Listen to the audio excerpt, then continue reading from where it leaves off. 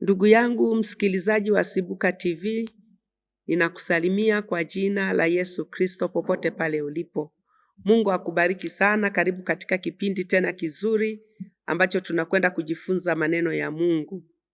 Kwa majina ninaitwa Mwalimu Dr. Suzana Bukuku. Mimi nipo mkoa wa Mbeya nchini Tanzania katika kanisa la Nzovwe Mlimani la EAGT. Jina la Bwana libarikiwe. Leo tutajifunza somo zuri sana kwa habari ya Roho Mtakatifu katika kanisa. Roho Mtakatifu katika kanisa. Roho Mtakatifu kwanza ni Mungu. Na Roho Mtakatifu ni wa muhimu sana sana kwa muamini. Kwa mtu yoyote aliyeokoka, ni lazima awe amempokea Roho Mtakatifu au awe amejazwa kwa Roho Mtakatifu. Kwa maneno mengine tunasema awe amebatizwa na Roho Mtakatifu. Kwa nini? Kwa sababu Roho Mtakatifu ndiye mwenye kulimiliki kanisa. Tangu Yesu Kristo alipokuwa amekufa msalabani, akafufuka, alafu akaondoka kwenda mbinguni, aliwaagizia wanafunzi wake kwamba wasiondoke Yerusalemu mpaka wamejazwa Roho Mtakatifu. Na hapo basi ingewasaidia wale wanafunzi au inatusaidia hata sisi kuwa mashahidi waaminifu wa Roho Mtakatifu wa Yesu Kristo wa Nazareti. Haleluya. Jina la Bwana libarikiwe. Pengine unaweza kujiuliza, huyu Roho Mtakatifu, je, alianza tu wakati ule Yesu amefufuka sasa ameenda mbinguni ile siku ya Pentekoste? Hapana. Roho Mtakatifu ni nafsi hai kabisa, ni nafsi, ni utatu wa Mungu. Kuna Mungu Baba, Mungu Mwana na Mungu Roho Mtakatifu. Jina la Bwana libarikiwe. Kwa hiyo tangu mwanzo, tangu Agano la Kale, Roho Mtakatifu alikuwepo. Lakini kwa madhihirisho kabisa rasmi alikuja kudhihirika katika wakati ule wa Pentekoste, ambayo ilikuwa ni sikukuu wakati mwingine ya mavuno waliokuwa wanaifanya Wayahudi wa wakati ule. Jina la Bwana libarikiwe. Bwana Yesu asifiwe sana.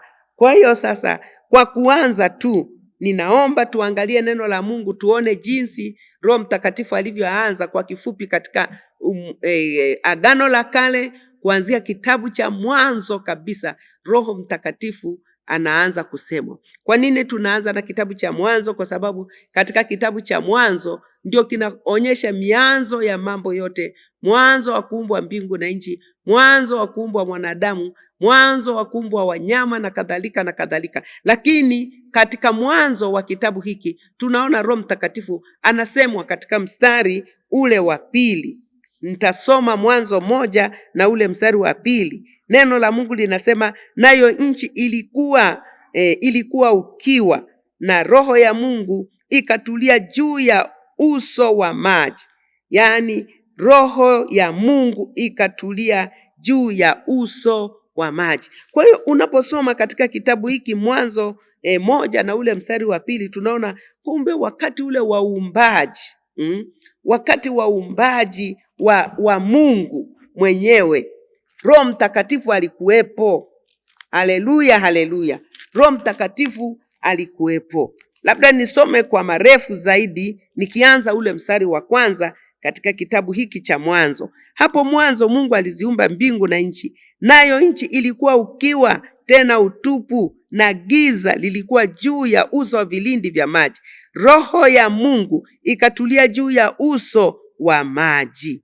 Roho ya Mungu ikatulia juu ya uso wa maji. Tunaona kumbe Roho ya Mungu ilitulia juu ya uso wa maji. Hapo tunaona jinsi Roho Mtakatifu kwamba alikuwepo.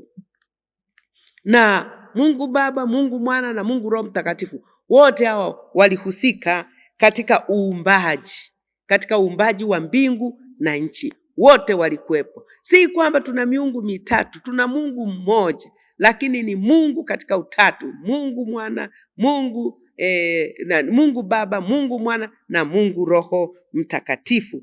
Pia katika kitabu cha Isaya tunaona Roho Mtakatifu anatabiriwa na nabii Isaya. Isaya ni mmojawapo wakati wa manabii wakuu, manabii wakubwa. Kwa tunapoona katika kitabu cha Isaya, naomba nisome hapo maneno machache, mstari wa 1 mpaka wa 3. Neno la Mungu linasema, Roho ya Bwana Mungu i juu yangu, kwa sababu Bwana amenitia mafuta niwahubiri wanyenyekevu habari njema. Amenituma ili kuwaganga waliovunjika moyo, kuwatangazia mateka uhuru wao, na hao waliofungwa kwa habari ya kufunguliwa kwao, kutangaza mwaka wa Bwana uliokubaliwa na siku ya kisasi cha Mungu wetu, kuwafariji wote waliao,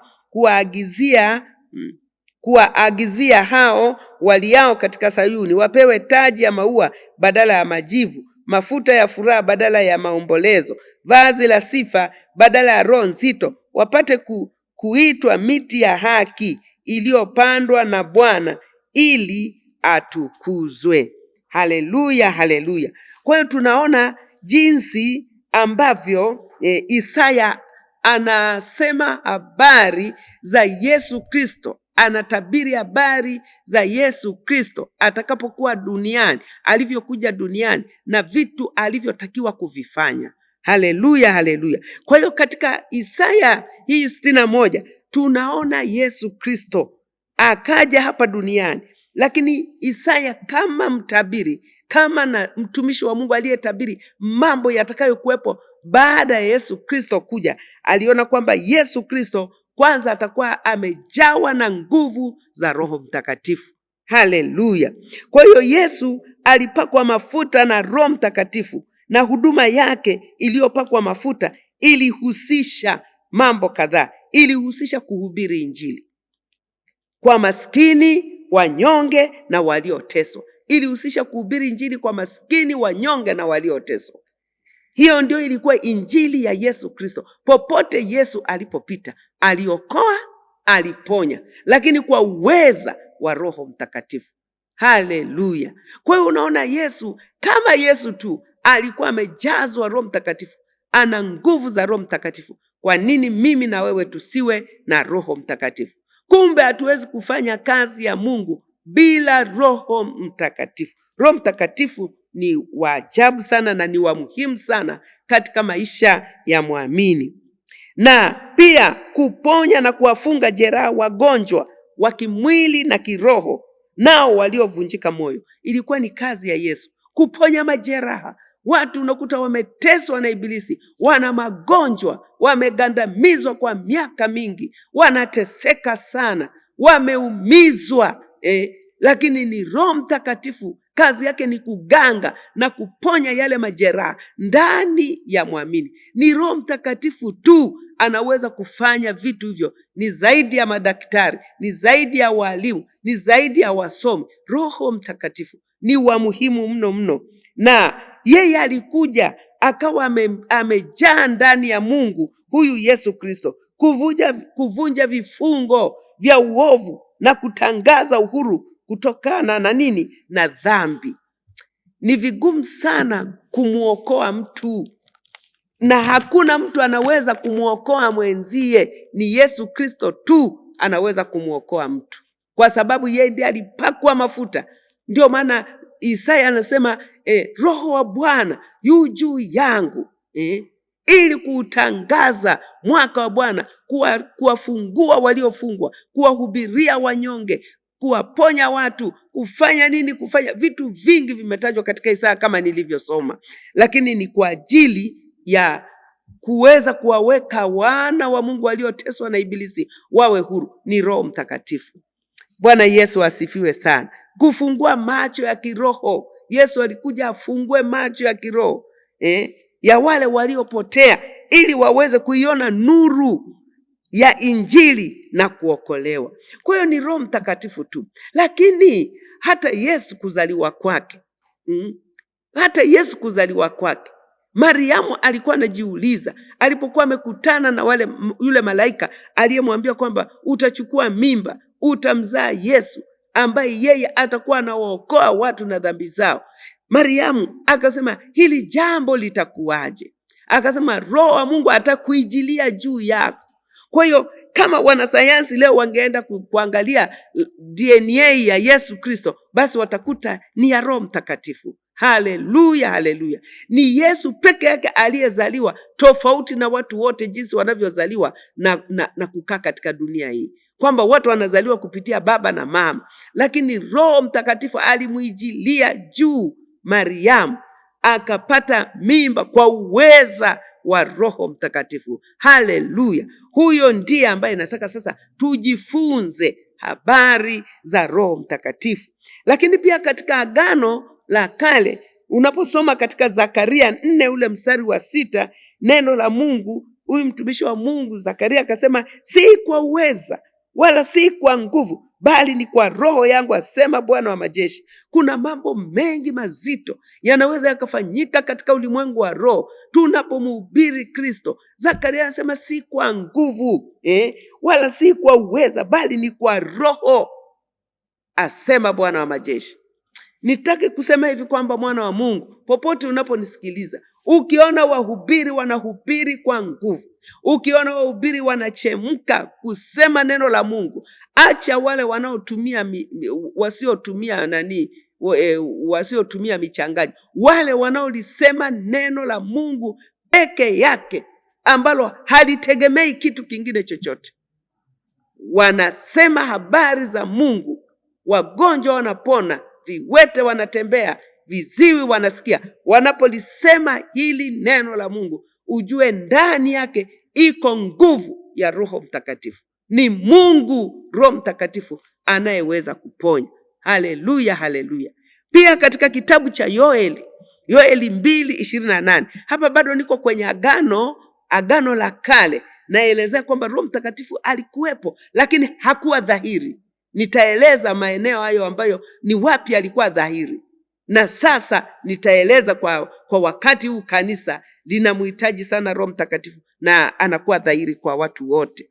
Jina la Bwana libarikiwe. Katika Yoeli 2 mstari wa 28 mpaka 29, neno la Mungu linasema, hata itakuwa baada ya hayo ya kwamba nitamimina Roho yangu juu ya wote wenye mwili, na wana wenu waume kwa wake watatabiri, wazee wenu wataota ndoto, na vijana wenu wataona maono. Tena juu ya watumishi wenu waume kwa wanawake, katika siku zile nitamimina Roho yangu. Kwa hiyo tunamwona Yoeli naye anamsema Roho Mtakatifu kwamba katika siku za mwisho Mungu atamwaga kipawa hiki cha Roho Mtakatifu, atamwaga Roho Mtakatifu kwa waamini. Haleluya. Kwa hiyo tunaona kumbe katika Agano la Kale Roho Mtakatifu alikuwepo, lakini alikuwepo kwa watu maalumu. Ni watu wachache tu ambao Mungu alikuwa anataka awatumie kwa kusudi maalum.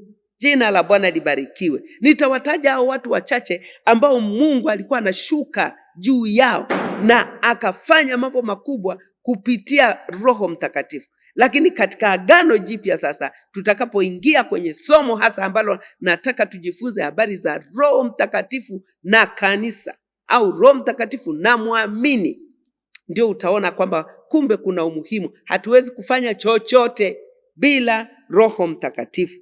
Bwana Yesu asifiwe sana.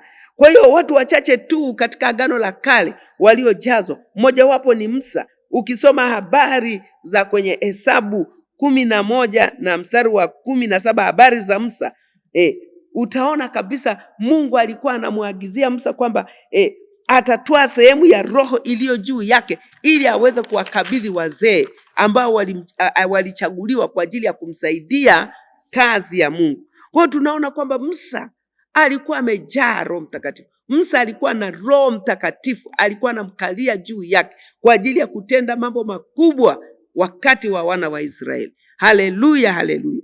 Lakini yuko mtu mwingine pia alikuwa anaitwa Samson. Samson, ukisoma katika Waamuzi 14 mstari wa 6, neno la Mungu linasema, Roho ya Bwana ikamuijia kwa nguvu, naye akampasua kama kwamba anampasua mwanambuzi. Alikuwa anampasua mwana simba kama vile anampasua mwanambuzi. Sio rahisi sana kupambana na simba. Nafikiri unaweza kuona simba kwenye TV, labda umewahi kumuona live kama umeenda mbuga za wanyama, lakini simba ni kama mnyama ambaye ni mfalme wa pori, ambaye akiunguruma, umbo lake ni dogo, lakini akiunguruma anakuwa na tishio kubwa sana. Kwa hiyo Samsoni aliwahi kumpasua simba, anamrarua namnaye, anararua dubu kama vile anamrarua mwanambuzi. Unaona? Kwa hiyo hii inaonyesha kwamba Samsoni hakuwa na nguvu ya kawaida. Alikuwa ni mnadhiri wa Mungu, alijazwa Roho Mtakatifu, alikuwa ndani yake. Haleluya, haleluya. Lakini mtu mwingine alikuwa Daudi. Daudi naye alikuwa na nguvu ya Roho Mtakatifu. Alafu kuna mmoja alikuwa anaitwa Bezaleli. Naomba tusome katika kitabu cha Kutoka 31 na ule mstari wa 3. Naomba tusome hayo maneno. Kutoka, kitabu cha Kutoka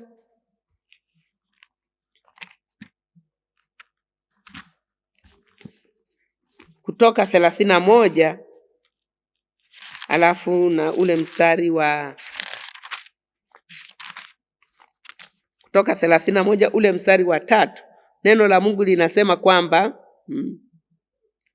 nami nimemjaza Roho ya Mungu katika hekima na maarifa na ujuzi na mambo ya kazi ya kila aina. Labda nianze mstari wa 2 ili uelewe vizuri. Nianze tu mstari wa 1. Bwana akanena na Musa na kumwambia, angalia, nimemwita kwa jina lake Bezaleli mwana wa Huri wa kabila la Yuda, nami nimemjaza Roho ya Mungu katika hekima na maarifa na ujuzi na mambo ya kazi ya kila aina, ili abuni kazi za ustadi, kuwa fundi wa dhahabu na wa fedha na wa shaba. Haleluya, haleluya. Kwa hiyo tunaona huyu Bezaleli, Mungu alimjaza roho ya hekima, roho ya maarifa, ili aweze kubuni kazi ambazo zilikuwa zinatakiwa. Kumbe hata hizi kazi tunazoweza kuzifanya, sijui kazi za shamba, sijui kazi za nini, kwa kweli kama Mungu akikuongoza utafanya kwa ufanisi mkubwa sana. Kwa hiyo hivyo Roho Mtakatifu aliwashukia watu maalumu tu kwa wakati ule, ili waweze kufanya kile ambacho kilitakiwa kufanyika wakati huo. Jina la Bwana libarikiwe. Na hata wafalme walipokuwa wakati mwingine wanataka kwenda vitani, wanataka kwenda kupigana, walienda kwa manabii, watumishi wa Mungu, wakauliza, je, inabidi tuende tukapigane? Kama nabii akiwaambia msiende kupigana, wakienda watashindwa. Lakini kama nabii akaambia bila shaka nendeni mkatamalaki mahali pale mtashinda, na walikuwa wanashinda. Kwa hiyo wale walikuwa wanaweza kuongozwa na Roho Mtakatifu. Jina la Bwana libarikiwe. Lakini sasa je, tunaporudi katika Agano Jipya sasa, tuangalie sasa, haya ndio tulikuwa napitia chanzo au mwanzo wa Roho Mtakatifu katika Agano la Kale. Sasa tunaporudi katika Agano Jipya, ndipo tunaona maneno ya Yesu. Yesu anaanza kumtambulisha Roho Mtakatifu kwa wanafunzi.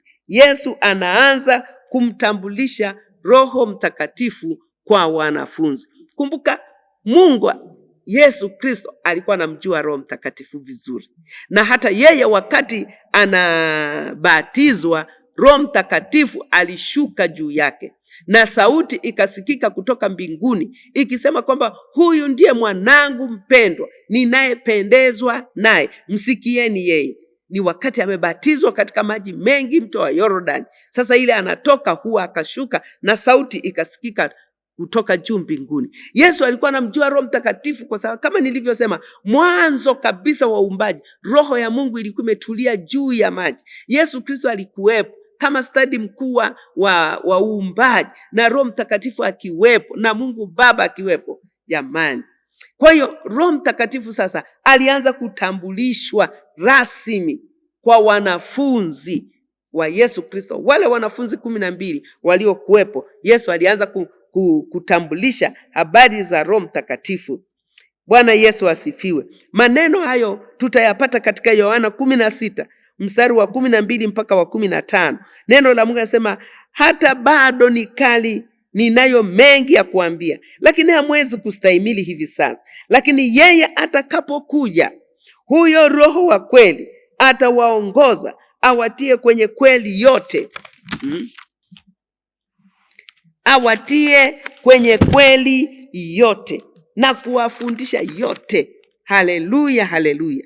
Unaona, sasa hapa tunaona katika hiki kitabu kwamba Yesu anasema habari za Roho Mtakatifu katika Yohana 16 mstari wa 12 mpaka wa 15. Unaweza ukasoma mwenyewe ukaendelea. Lakini Yesu anasema ninayo mengi ya kuambia wanafunzi wangu, watumishi wa Mungu, ninayo mengi ya kuambia, lakini hamwezi kustahimili yote.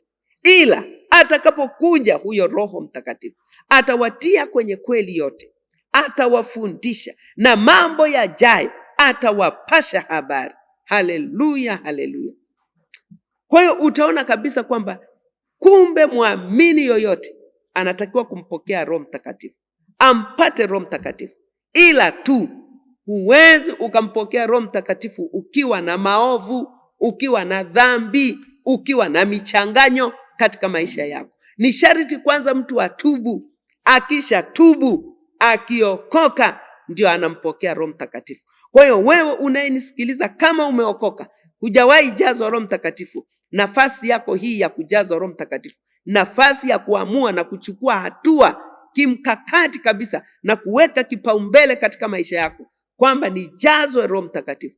Usiende kukimbilia kuhubiri, usikimbilie kwenda kufundisha wakati huna hii nguvu ya Roho Mtakatifu, huna uweza wa Roho Mtakatifu. Kwa hiyo Yesu akasema ninayo mengi ya kuambia. Ina maana kwamba wasingeweza kustahimili katika hayo mengi ambayo Yesu Kristo alikuwa nayo. Wangeshindwa kustahimili. Kwa sababu gani? Kwa sababu ya ule umwili waliokuwa wameuvaa, kwa sababu ya ule ubinadamu waliokuwa nao. Mtu anapokuwa na ule ubinadamu, kwanza ni mwepesi kuchoka, kwanza hawezi kuomba, hata hawezi kuona mbele kuna nini. Lakini mtu akimpokea Roho Mtakatifu, ndio maana anasema atawakumbusha yote, atawafundisha yote na kuwapasha habari. Kuwakumbusha ina maana kwamba mwanadamu ana kawaida ya kusahau. Hata wewe unayenisikiliza, naamini kuna vitu unasahau katika maisha yako. Hata mimi huwa ninasahau katika maisha yangu, kwa sababu ni kawaida ya mwanadamu kukumbuka na kusahau. Lakini sasa kuna vitu vya msingi sana ambavyo ni neno la Mungu. Roho Mtakatifu anapoona muamini anakutana na jambo fulani, basi anakuwa mwepesi katika kumkumbusha hilo jambo, ili huyu mtu asipate shida. Tuone tena neno la Mungu katika Yohana 14 mstari wa 15 mpaka wa 20. Hapa ningependa pia nisome ili tuelewe vizuri. Katika Yohana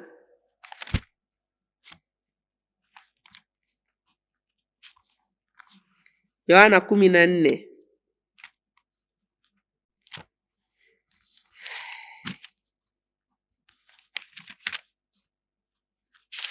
Yohana 14, alafu nisome ule mstari wa 15 mpaka wa 20.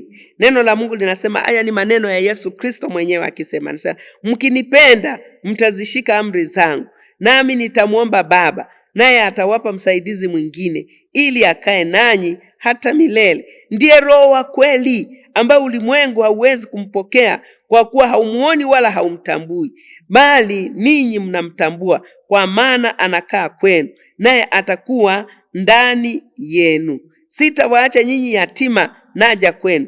Bado kitambo kidogo, na ulimwengu haunioni tena, bali ninyi mnaniona.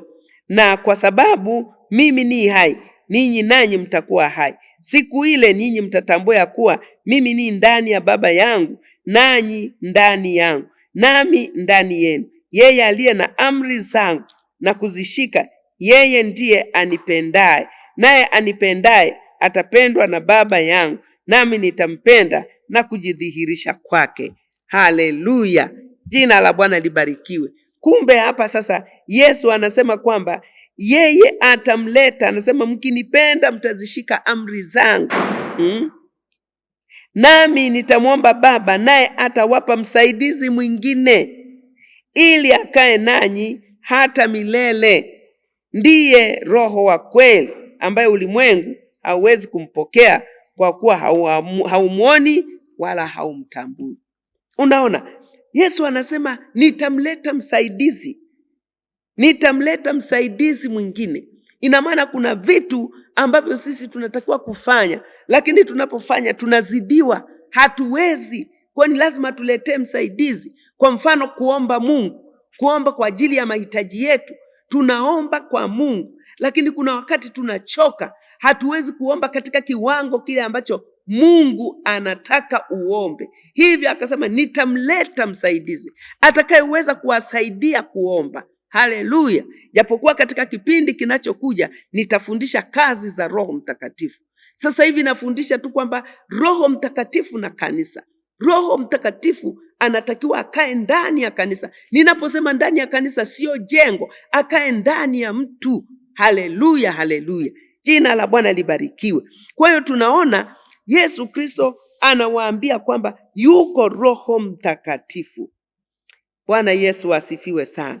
Katika kitabu cha Matendo 1 ule mstari wa 4 mpaka wa 5, neno la Mungu linasema, hata alipokuwa amekutana nao, aliwaagiza wasitoke Yerusalemu, bali waingoje ahadi ya Baba, ambayo mlisikia habari zake kwangu, ya kwamba Yohana alibatiza kwa maji, bali nyinyi mtabatizwa katika Roho Mtakatifu baada ya siku hizi chache. Kwa hiyo Yesu alichukua nafasi ya kukaa na wanafunzi wake.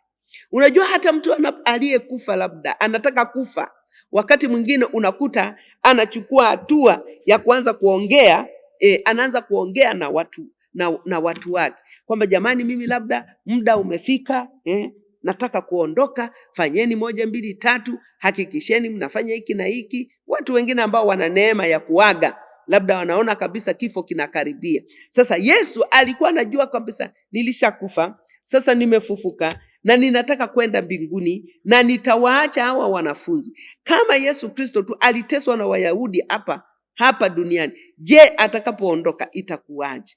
Ina maana wanafunzi watapata shida. Kwa hiyo alikuwa anataka kuwatoa hofu, kuwaondolea wasiwasi kwamba atakuja Roho Mtakatifu, msaidizi. Ndio maana akasema kwamba msitoke, aliwaagiza. Agizo ina maana ilikuwa ni order. Aliwaambia kwamba msiondoke Yerusalemu mpaka mjazwe Roho Mtakatifu, na ndipo mtakapokuwa mashahidi katika ulimwengu na ulimwengu mwingine na nchi zingine na nchi zingine. Jina la Bwana libarikiwe. Bwana Yesu asifiwe sana.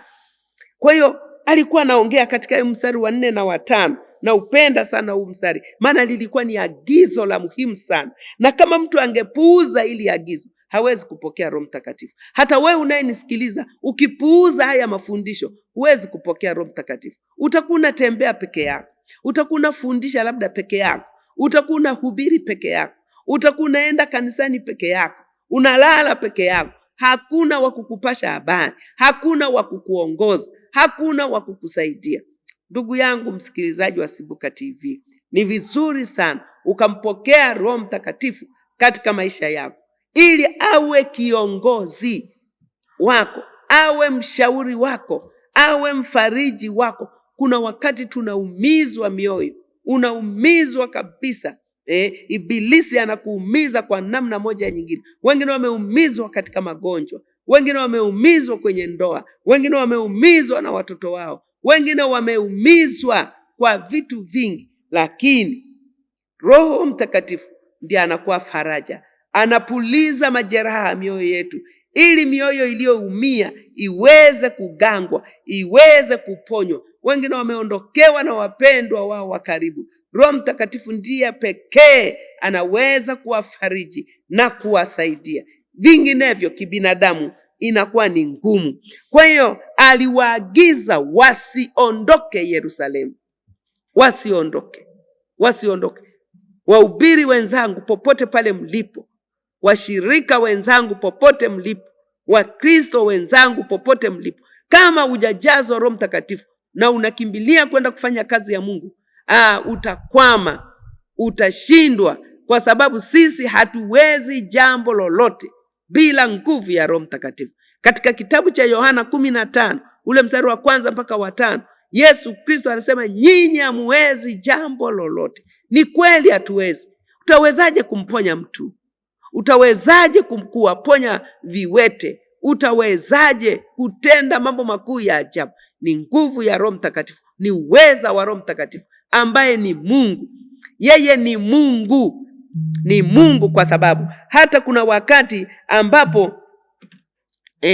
Petro walikuwa wamekubaliana na wanafunzi wauze vitu vyote, wafanye shirika, waende kugawa, wanunue hiki, wafanye nini na nini. Sasa yuko mtu mmoja alikuwa anaitwa Anania na mke wake alikuwa anaitwa Safira. Wakaenda wakauza kile kiwanja. Walipouza kile kiwanja, wakaenda wakapatana kwa siri, Anania na mke wake. Fedha nyingine wakaificha, alafu nyingine ndio wakaipeleka kwa mchungaji Petro.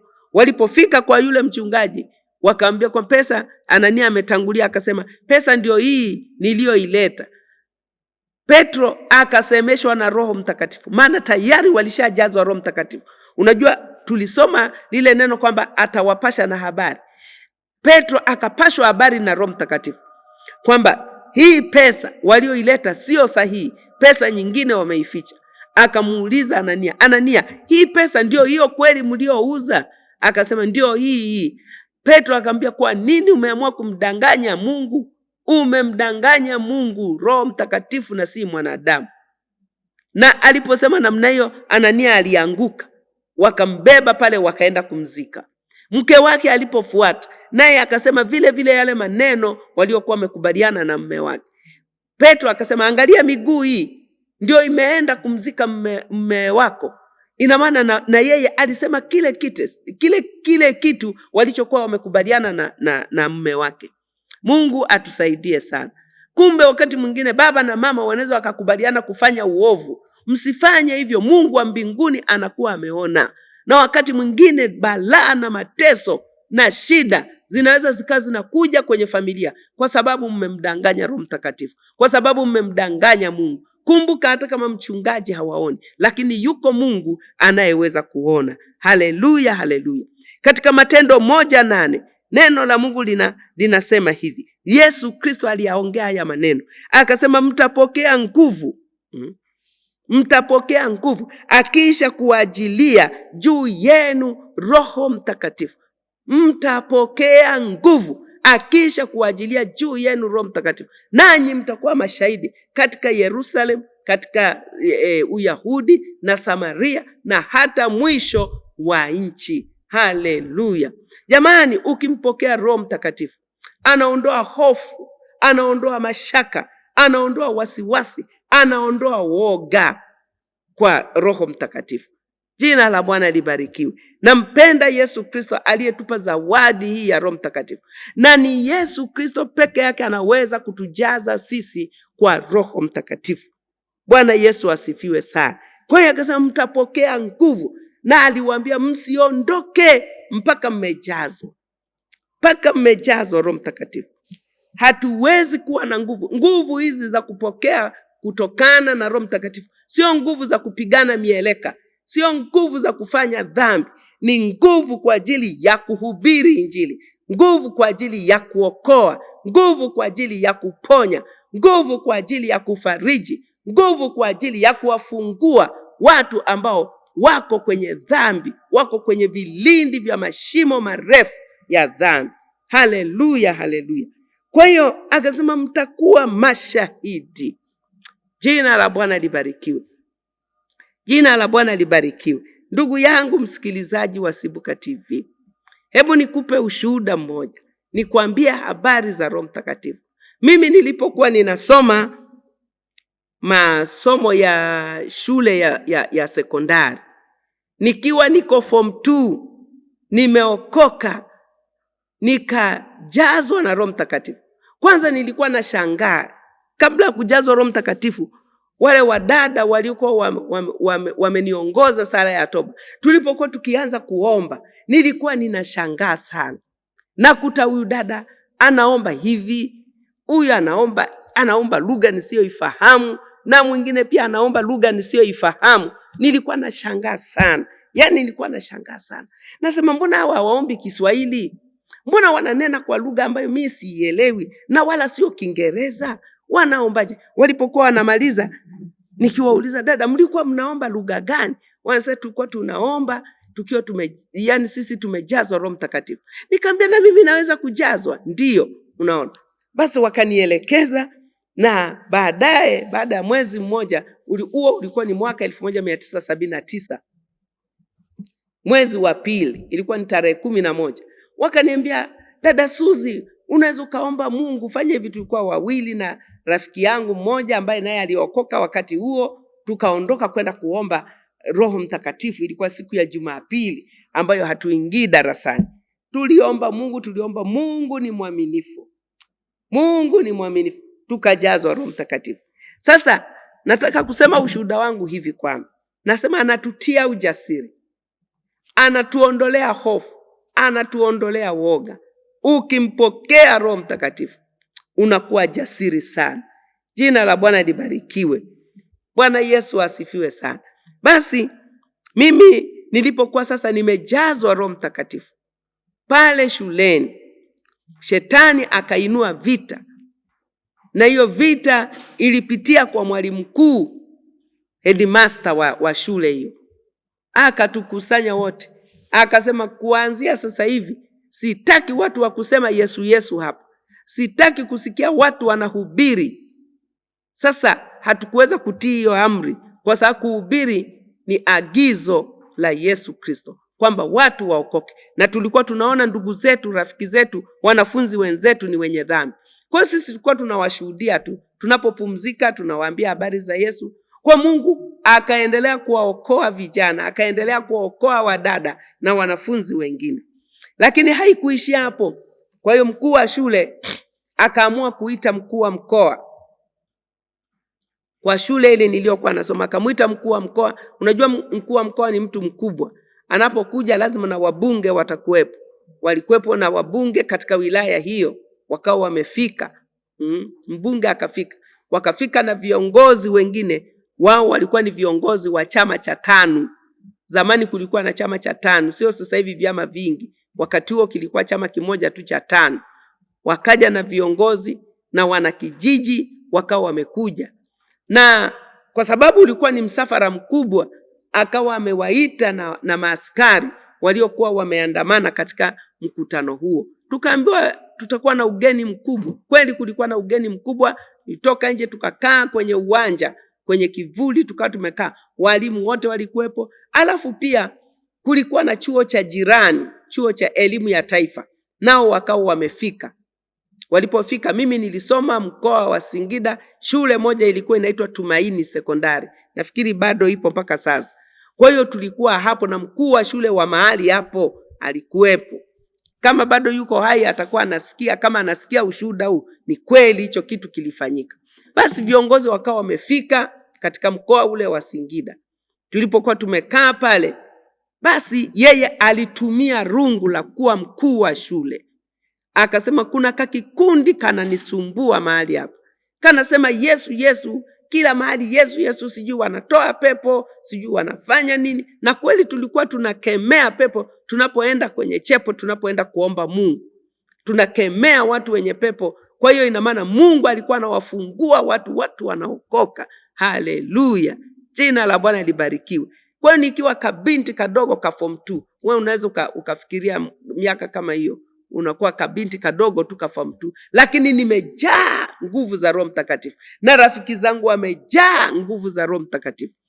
Basi mkuu wa mkoa akaelezwa, na pembeni ya mkutano huo kulikuwa na maaskari wale wanaita FFU, fanya fujo uone.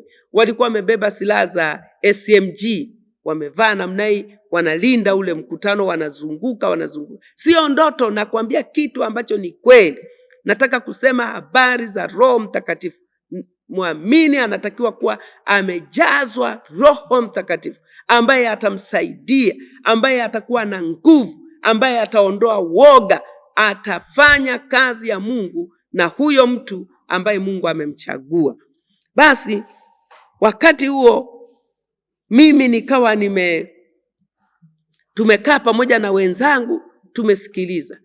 Kwa hiyo wale wageni walienda kwanza kwenye ofisi ya mkuu wa shule, wakaelezwa vitu vya kuelezwa na wakapandiwa vitu vingine vya uongo kwamba wao walokole waliokoka, kuna hiki, kuna hiki, kuna hiki, wanafanya hiki, vitu vya uongo, ili mradi tu tufungiwe kabisa, ili tusiabudu kabisa. Lakini Mungu hawezi kuzuiliwa na kitu chochote. Haleluya, haleluya. Basi mkuu wa mkoa alisimama tu, pamoja na kupewa hizo taarifa ambazo zilikuwa kinyume kabisa na imani yetu, akasema kwamba kwanza hapa mlikuja kusoma, hamkuja kuabudu. Akasema hivi yule mkuu wa mkoa, akasema majengo yote ni mali yangu, miti yote ni mali yangu, sijui watu wote hawa ni mali yangu. Kwa hiyo ninatoa amri, asiwepo mtu wa kuabudu hapa, wa kusema Yesu Yesu, asiwepo. Yule mkuu wa mkoa akasema hivyo. Akasema nasikia kuna kakikundi fulani kanasumbua hapa. Hako kakikundi ni pamoja na mimi. Wanasumbua, wanatoa pepo, sijui wanafanya nini, sijui wanapunga pepo, sijui wanafanya nini. Akaeleza yule mkuu wa mkoa. Alivyokuwa naeleza namna hii, moyo wangu ulitifuka, moyo wangu ulicharuka. Kumbe ni Roho Mtakatifu amecharuka moyoni mwangu.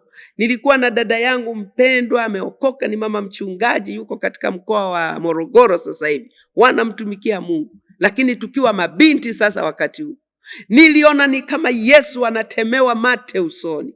Niliona ni kama Yesu anasulubiwa tena, kwa sababu amri hiyo ilikuwa ni kubwa. Akasema nisione mtu yoyote anaabudu katika shule hii, iwe chini ya mti, iwe kwenye jengo lolote, kwa sababu miti yote ni mali yangu, majengo yote ni mali yangu, na watu wote ni mali yangu. Kwa sitaki mtu kusikia anasema sema jina la Yesu. Mlikuja kusoma.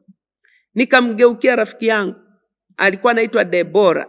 Nikamwambia, dada Debora ndiye aliyeniongoza sala ya toba, ndiye aliyenisaidia mimi kumjua Yesu. Nikamwambia, dada, mfute Yesu mate usoni, maana niliona ni kama wanamtemea Kristo wangu mate usoni. Yule dada, kwa sababu alikuwa ni mpole sana na ni mkimya, aliinama tu hivi akasema tu akainama hivi. Sasa mimi nikaona nani wa kupinga hizi habari, nani ajitokeze kupinga hizi habari kwamba sivyo, sisi tumeokoka na hatuwezi kuacha kuokoka. Haleluya, haleluya. Ndugu yangu msikilizaji wa Sibuka TV, na ukumbuka huo ushuhuda mwaka 1979 nilijikuta kwamba sasa mimi liwalo na liwe. Hata kama wale FFU wamezunguka huko, wakaja wakaninyanyua na kunipiga mateke, wakanipiga na hizo bunduki, maana tulikuwa tunaogopa hata hizo bunduki walizoshika. Yani ni kama wahalifu wamefuatwa, lakini kumbe tumefuatwa sisi tuliookoka. Tumekuja kunyamazishwa sisi tuliookoka, tusihubiri habari za Yesu Kristo wa Nazareth. Jina la Bwana libarikiwe. Kwa hiyo nilijikuta tu nikanyosha mkono haraka namna hii, maana tulikuwa tumekaa chini kwenye majani, wao wamekaa kwenye viti. Nilijikuta nimenyosha mkono namna hii, na niliponyosha ule mkono, kwa bahati nzuri sana au bahati mbaya sana, mmoja akanipa nafasi akasema, wewe binti uliyenyosha mkono, simama useme. Nilisimama nikijua kabisa katiba yetu ya 5 kwanza inaturuhusu kwamba mtu aabudu dini yoyote anayotaka mradi asivunje sheria. Hiyo ilikuwa nimeisoma sasa, wakati tu kunaita siasa, nimesoma kwenye siasa na ielewa hiyo kwamba mtu yoyote aabudu dini yoyote mradi asivunje sheria. Itakuwaje sisi tuzuiliwe kuabudu mahali hapa? Nikanyosha mkono juu, wakanipa. Nilihubiri kwa muda wa dakika 5. Nikapinga yote walioyasema. Nikamwambia sisi ni watoto wa Kipentekoste na tuko chini. Nilimtaja muasisi wa dini yetu ambaye alikuwa anaitwa Moses Kulola, alitutangulia mbinguni. Nikasema sisi tuko chini ya Moses Kulola. Kwa nini nilisema hivyo? Kwa sababu Moses Kulola alikuwa anajulikana Tanzania nzima, anafanya mikutano ya Injili Tanzania nzima. Viwete walikuwa wanatembea, pepo zinatoka. Yani nikasema sasa nimseme tu huyu anayejulikana kwamba sisi tuko chini yake. na sio vinginevyo. Nikasema sisi tuko chini ya Moses Kulola, na sisi imani yetu hatupungi pepo, tunatoa pepo kwa jina la Yesu. Sisi tumeokoka, sisi tumejazwa Roho Mtakatifu, yani nikaeleza mambo yote tuliokuwa tunahubiri, kwa tunamhubiri Yesu Kristo aliyeokoka. Na kama sisi hatujaokoka, mbona sisi hatujawahi kama hatujaokoka, kama wengine ambavyo tunawaona hapa shuleni, wengine wanapewa suspension, wanarudi nyumbani kwa kufanya maovu, wengine wamefukuzwa shule kwa sababu wamepata mimba hapa shuleni. Mbona sisi tuliookoka, hayupo aliyewahi kufukuzwa hapa shuleni? Hakuna ambaye amewahi kupewa suspension kwenda nyumbani? Huoni kwamba sisi wokovu huu tulio nao unatusaidia na tunasoma? Niliposema namna hii yale maneno, kumbuka viongozi wote wako pale wananisikiliza. Ninachotaka kusema hivi, Roho Mtakatifu anaondoa hofu. Jamani, mimi wakati nasema hayo maneno sikuwa naoga, sikuwa na wasiwasi, sikuwa na chochote. Yani nilijiona mimi ni mkubwa, yani nilijiona nimembeba Yesu ambaye ni mkubwa, Yesu aliomba mbingu na nchi, Roho Mtakatifu anayeweza kunyamazisha kila kitu, na ndivyo alivyoweza kunyamazisha. Walinyamaza kimya kwa dakika hizo. Mkuu wa mkoa, wakuu wa wilaya walioambatana nao, wabunge walioambatana nao, mkuu wa shule mwenyewe na walimu wote waliokuwepo, wanafunzi wote, wanakijiji wote. Kwa ninaposema hizi habari sijaanza kuhubiri leo, ilianza muda mrefu. Haleluya, haleluya, sifa na utukufu zimrudie Mungu wa mbinguni. Basi niliposema hayo maneno, yule aliyenipa nafasi akaniambia kaa chini. Nikakaa haraka sana, nilitii order, kaa chini. Nikakaa haraka sana, lakini pamoja na kukaa hivyo, basi lile tangazo likawa limepita. Hivyo tukaacha kuhubiri, tukawa tunasali kwa siri. Unajua Roho Mtakatifu huwezi ukamfungia.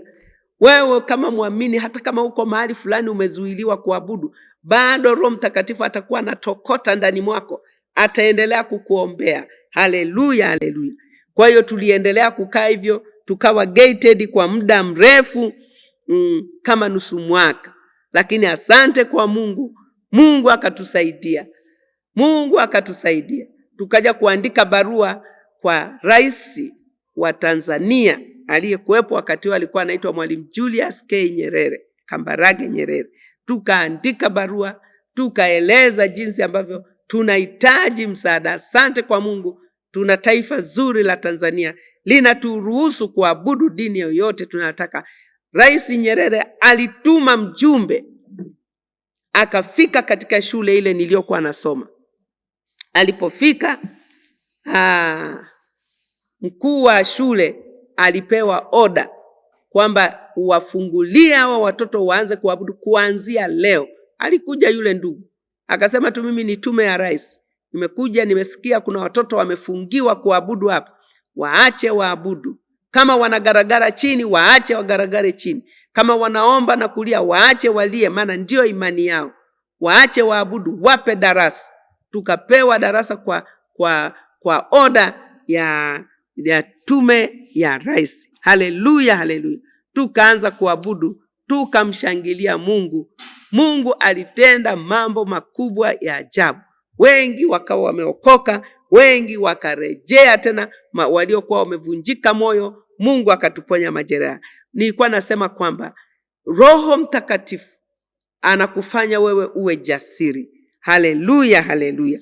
Kwa hiyo tunaposoma sasa katika kile kitabu cha Matendo 2, ule mstari wa 1 mpaka wa 4, tuone sasa wanafunzi walivyotii, wakabaki pale Yerusalemu mpaka wakajazwa Roho Mtakatifu. Ninaomba nisome hayo maandiko katika kitabu cha Mungu, hii Biblia. Jina la Bwana libarikiwe.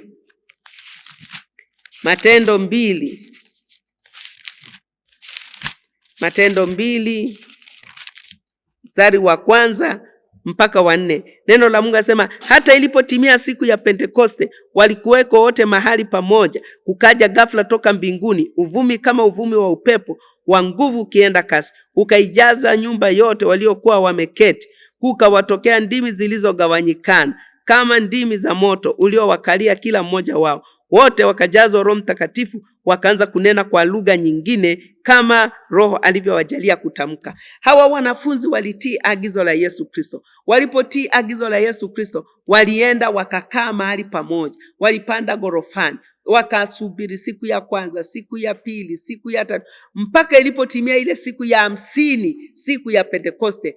Nguvu ya Mungu ilishuka katika chumba kile, wakajazwa Roho Mtakatifu, wakajazwa Roho Mtakatifu, wakaanza kunena kwa lugha nyingine na kutabiri. Haleluya! Sasa hawa waliojazwa Roho Mtakatifu walishangaza mpaka watu wote waliokuwa wamewazunguka. Kulikuwa na Waarabu, sijui kulikuwa na wanani, watu wa kila aina. Wakaanza kushangaa, wakawaendea kina Petro wakasema, hawa wamelewa kwa mvinyo. Lakini Petro alisimama akasema, hatujalewa kwa mvinyo, asubuhi hatujalewa pombe, tumejazwa Roho Mtakatifu. Kanisa la Mungu, mtu aliyeokoka anatakiwa ajazwe Roho Mtakatifu.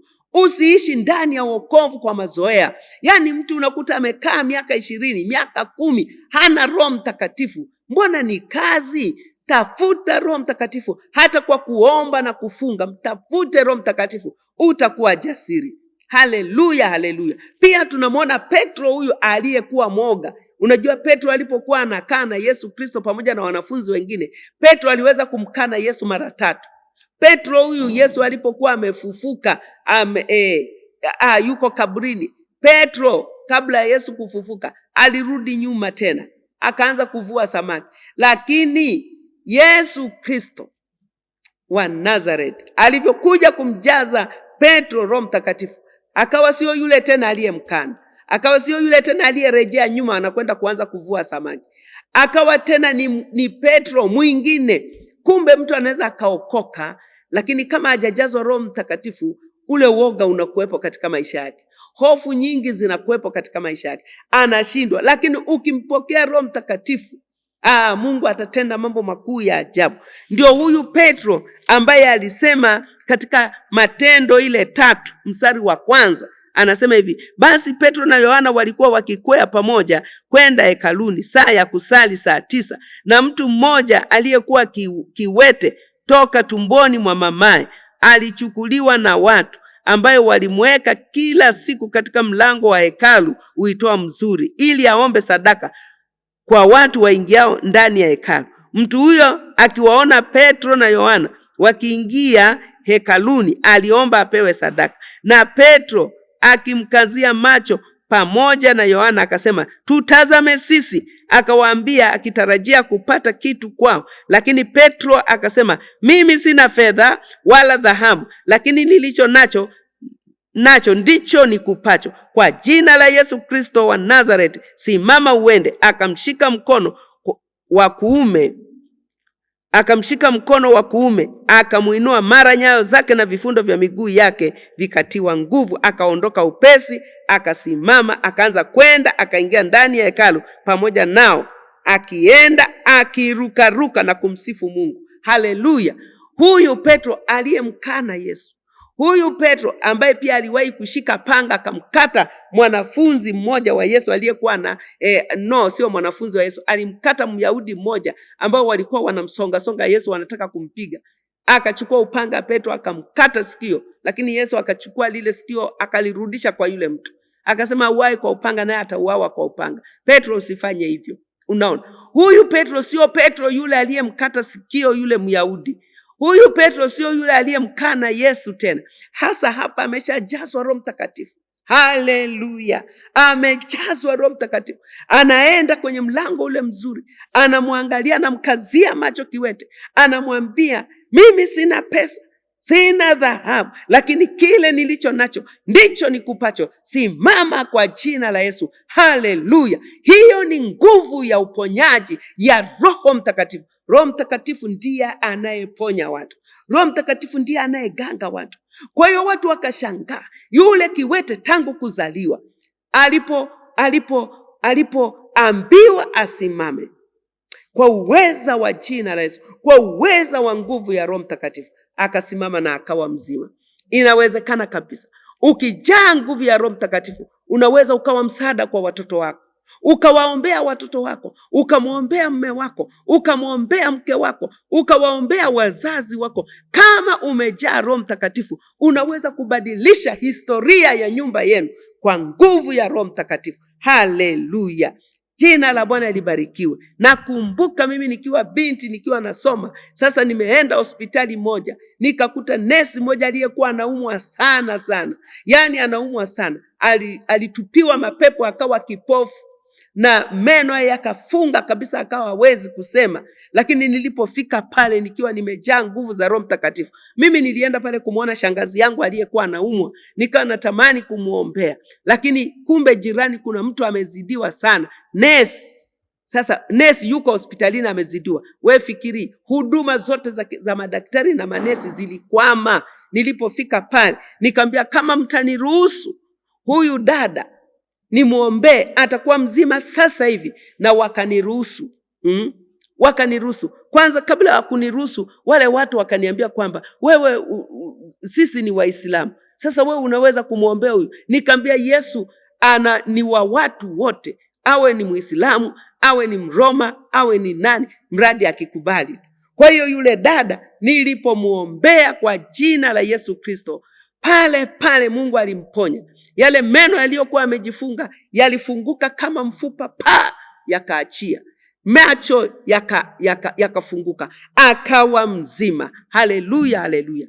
Inawezekana kumpokea Roho Mtakatifu. Ukimpokea Roho Mtakatifu atakusaidia. Jina la Bwana libarikiwe. Ndugu yangu msikilizaji wa Sibuka TV, kabla sijamalizia kabisa, naomba niache mawasiliano yangu. Mawasiliano yangu ni 0754552889,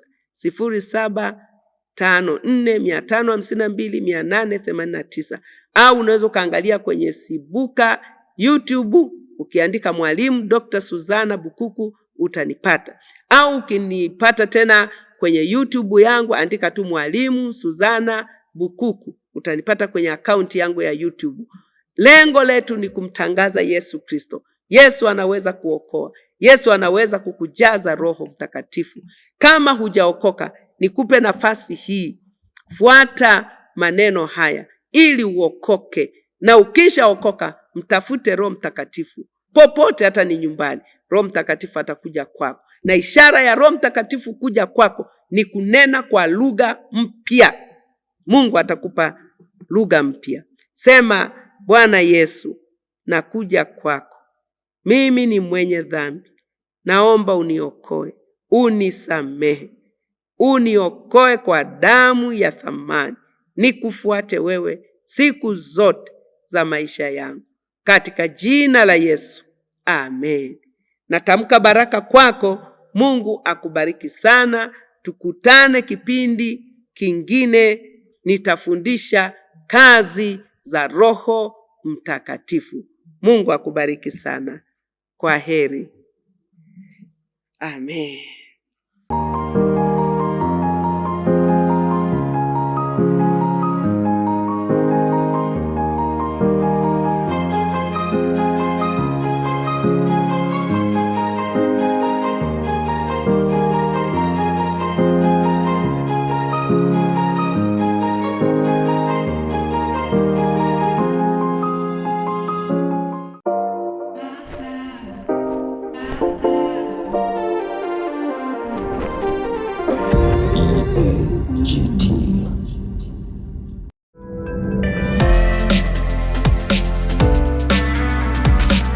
Sibuka TV.